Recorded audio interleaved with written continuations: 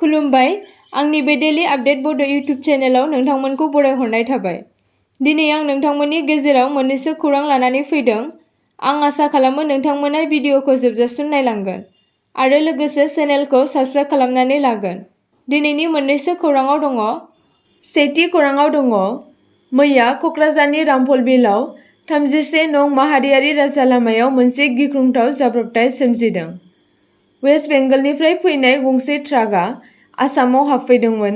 बे फैबाय थानाय समावनो गंसे इथानल गेसजों बुंफबनाय ट्राकआ कन्ट्रल खोमानानै लामानि सेराव हारसिङैनो बेलथायना गोग्लैनायनि जाहोनाव ट्राकआ हरखाबै हारसिंनो ब्लाव ब्लाव आरो अर जोंब्लावो। गोबां ब्लाव ब्लाव आरो अर खामनायनि जाहोनाव राजा लामाया बन्द जादों आरो खाथि खालानि बिफां लाइफांफ्राबो ब्लाव ब्लाव जोंनाय अरजों खामजोबदोंमोन। इथानल गेसजों बुंफबनाय PB11CZ9902 नम्बरनि ट्राकआ नुमलीगढ़ रिफाइनारिसिम थांगासिनो दंमोन। ट्राक सालायगिरि राजकुमार सिंहआ गावनि जिउखौ रैखा खालामनो थाखाय हाखु दाखुयै ट्राक सिंनिफ्राय ओंखारना गावनि जिउखौ बासायो। पुलिसआ ट्राक सालायगिरिखौ रैखा खालामो आरो गोब्राब थासारियाव देहा फाहामसालियाव थिसनो।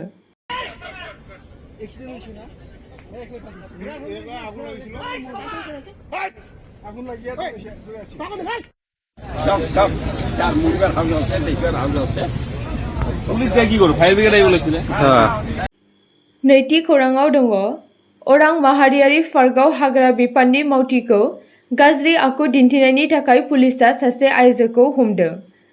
मिन्थिनो मोननाय बायदिब्ला अरां माहारियारि पार्कनि सिङाव हाबनानै अरां माहारियारि पार्कनि दैमायाव आयेन बेरेखायै ना हमदोंमोन ममिना खातुन आरो हुसेन आली मुंनि सुबुङा।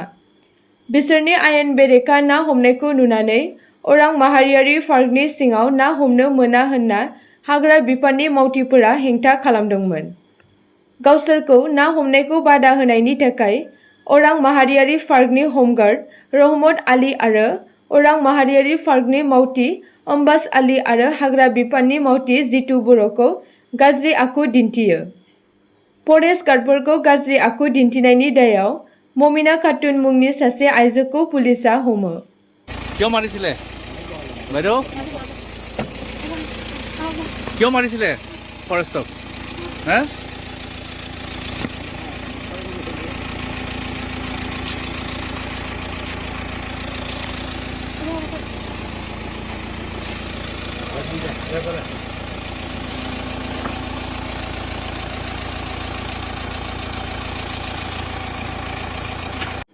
थामथि खौराङाव दङ मोनसे अनलाइन ट्रेडिं जाथायजों सोमोन्दो थानाय CID क्राइम इनभेस्टिगेशन डिपार्टमेन्टनि सासे मावख'गिरिखौ हमनाय जादों।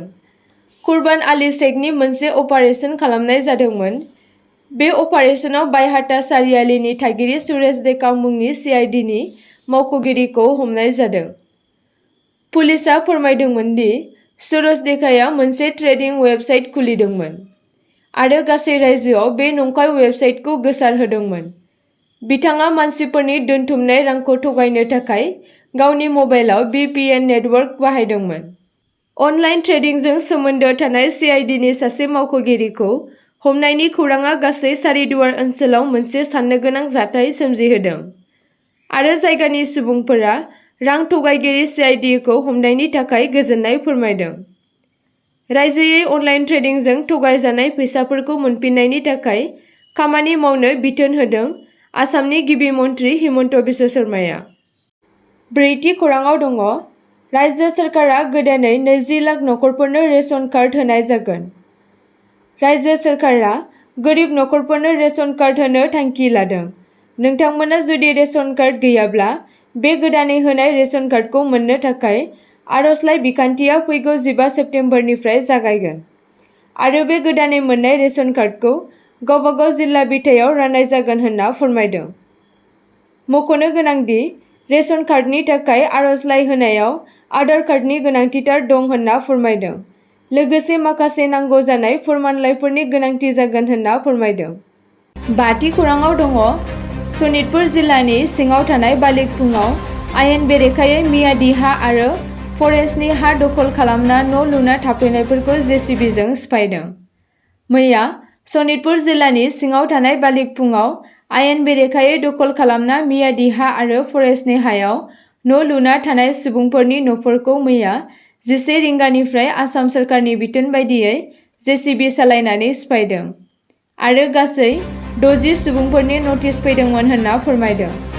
दासिमाव गंब्रैसो नखरनिखौल' जेसिबिजों सिफायनाय जादों होनना फोरमायदों। 6थि खौराङाव दङ आसामनि गिबि मन्थ्रिया गिबि खेबनि थाखाय गुवाहाटीनि बायजोआव गिबि मन्थ्रिनि सेक्रेटारियेटखौ गायसननाय जादों, जेराव सिगाङाव जनता भवननिफ्राय गासिबो रायजोआरि खुंथायारि हाबाफोरखौ खुंनाय जादोंमोन। आसामनि गोजौ बाहागो एबा आफार आसामनि खुंथाय गोहो एबा सिबिथायखौ सुबुंफोरनि खाथि सिङाव लाबोनो थाखाय आसामनि गिबि मन्थ्रि हिमन्त बिश्व शर्माया मैया गोदानै चिफ मिनिस्टार सेक्रेटारियेट बेखेवदों। गोदानै बेखेवजानाय सेक्रेटारियेटआ मोन 9 जिल्लाफोर तिनिसुकिया, डिब्रुगड़, शिबसागर, जरहाट, माजुलि, गलाघाट, चराइदेव, लखिमपुर आरो धेमाजिनि थागिरिफोरखौ गोनांथार महरै खामानि मावगोन आरो नांगौ बायदि हेफाजाब होगोन। आरोबाव गोसो होनानै बुंदोंमोन, थांनाय 3 बोसोरनिफ्राय जों जिल्लाफोरखौ खुंथायनि आबुं बिथा महरै गायसननायाव गोसो होबोगासिनो दङ। जों बांसिन थिरांथाफोर लानो थाखाय जिल्ला आरो लेङाइ जिल्ला जुन्थियारिखौ गोहो होदों। दिनै सेक्रेटारियेटखौ बेखेवनायजों डिब्रुगड़नि खाथि-खालानि मोन 9 जिल्लाफोरा गोजौ थाखोनि थिरांथा लानायनि खाथियाव थागोन। गावारि महरै आं बे मावख'आव दानसेयाव 4 सान थागोन। गिबि मन्थ्रिया बेखौबो खोथा होदोंमोन दि बेफोर हाबाफोराव फैबाय थानाय दानफोराव गोख्रै थिरांथा लानाय आरो गोख्रै मावथांखि मावफुंनाया लामा दिन्थिबोगोन। आसा खालामो नोंथांमोना भिडिअखौ नायनानै मोजां मोनगोन आरो चेनेलखौ लाइक आरो साबस्क्राइब